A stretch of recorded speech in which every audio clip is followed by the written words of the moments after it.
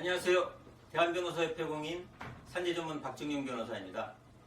오랫동안 산재전문 변호사로 활동을 하면서 수많은 산재 사건을 다루었는데요. 그 중에서 재해 근로자분들이나 사업주분들에게 도움이 될 만한 사례들을 선별해서 박변의 산재 이야기라는 카테고리로 동영상을 제작하고 있습니다.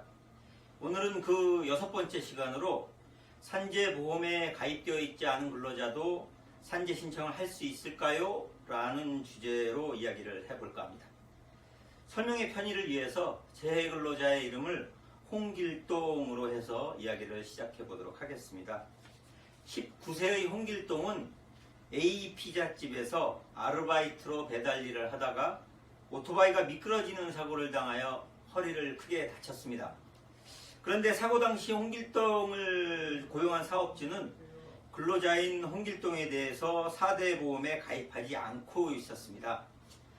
그렇다면 별도로 산재보험에 가입되어 있지 않은 재해근로자 홍길동도 근로복지공단에 산재 신청을 할 수 있을까요?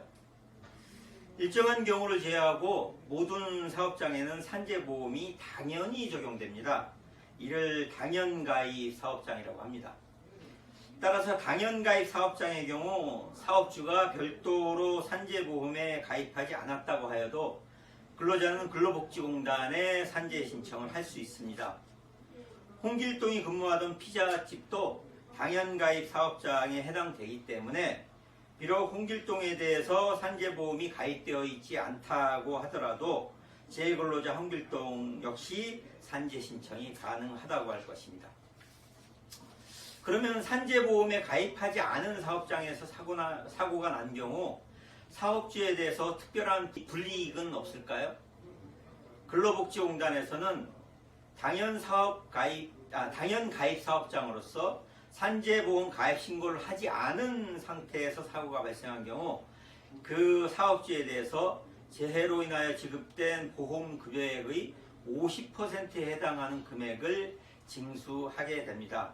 따라서 이 사건의 경우에도 홍길동을 고용한 A 피자집의 사업주에 대해서는 홍길동에게 지급한 요양급여, 휴업급여 등의 50%에 해당되는 금액을 근로복지공단에서 징수를 하게 될 것입니다. 그렇다면 사업주는 산재 신청을 해주지 않으려고 할 텐데 어떻게 하면 될까요?